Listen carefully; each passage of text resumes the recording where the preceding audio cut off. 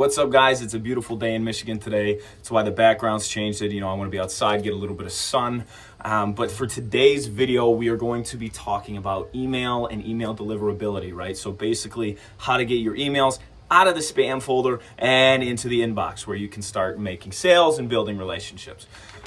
So to begin, we don't know exactly what these filters are that send emails to an inbox versus a spam, which is kind of a good thing, because you don't want those constant emails from that Nigerian prince saying, hey, I need $1,000. That's why they're in place. But you can play it like a game, and there are rules to this game like any other game, right? There's ways to score, there's ways to lose points. And the 4 ways you can score is as if someone opens your email, someone reads your email, right? And they do know if someone read it because of how long the email is open. Then next way would be if they click the link inside your email, if they reply to your email, or this is the best case scenario when you're first starting and you have a lot of emails being sent to people's spam. If they take that email from spam and they put it in their inbox, that is a lot of points. That's awesome. That's what we're kind of shooting for here. But you can lose points too, right? So if someone's not opening your emails, if someone's deleting your emails, or the worst one, if your emails are being marked as spam by somebody and sent into the spam folder, that's really bad. You're gonna lose a lot of reputation there, and we want to avoid that. Now that you understand how to score and how to lose points, you need to understand the rules that you need to focus on in order to score those points, right? So you need to focus on your sender, identity, and your domain, which is basically just your email address and whatever website you're using to send those emails from. So for me, mine is alexhart@heartshustles.com. I own that domain, I own that email address. As opposed to say alexhart727@gmail.com, it's gonna get less deliverability. Man, that's a hard word. It's gonna get less deliverability. We got it. And people aren't going to be as likely to trust it because anyone can make a Gmail account.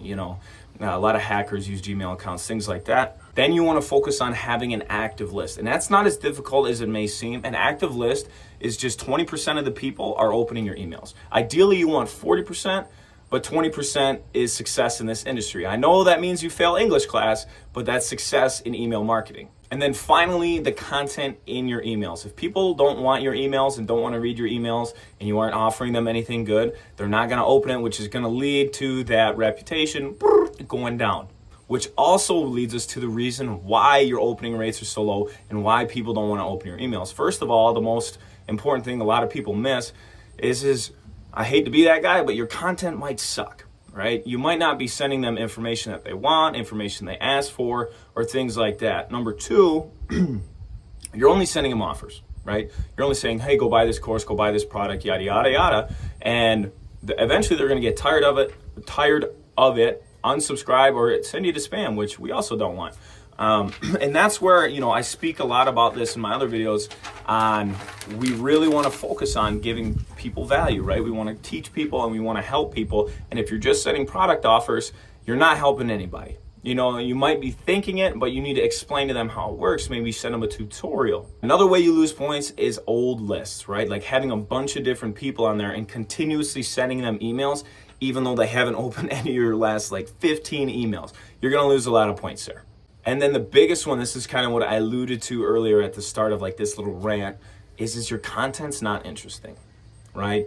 People don't really care what you have to say. And I know it's a great excuse to be like, oh, well, it's in spam.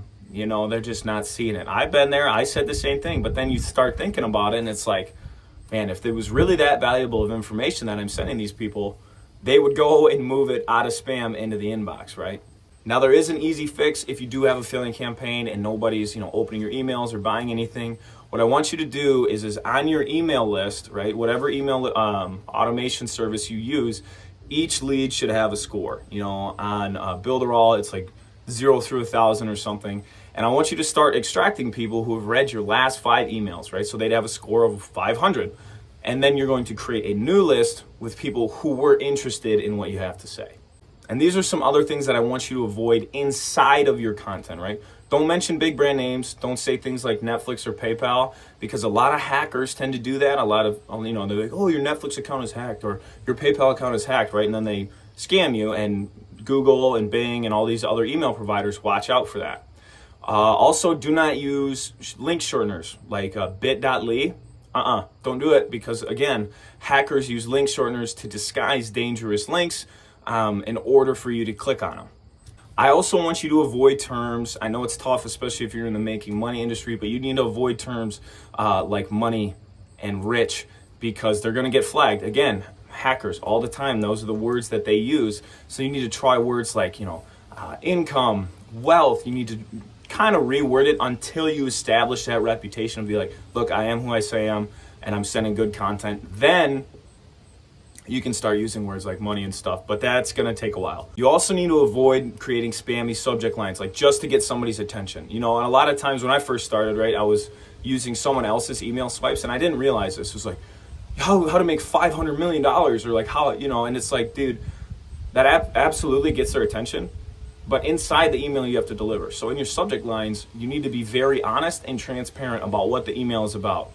And some of the best subject lines that I can say work are ask questions or provide a short list. Be like, do you want to learn the steps to success online? Or, here are 3 things that you need to try to build your business. Things like that pique the interest. And then inside the email, guys, the value, right? Because then if you provide them and you teach them in that email, they're going to be more than likely to come back and read your next email.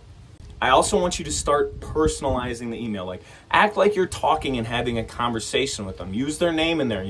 When you have that opt-in where you can put your name and email address, your email provider should allow you to write an email with their name that they put in that opt-in, and start utilizing that, because it becomes more personable. They're more likely to trust you, build a relationship with you, and buy from you.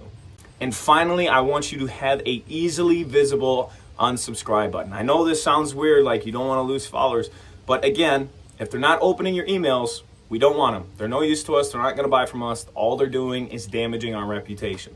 Now, if you can follow these rules and focus on how to score points and not lose points, you're going to end up in way more inboxes and way less spam folders and start making way more money. Now, I linked a couple of different email tools down below, how to check your subject lines to see how spammy they are, how to check your content, things like that.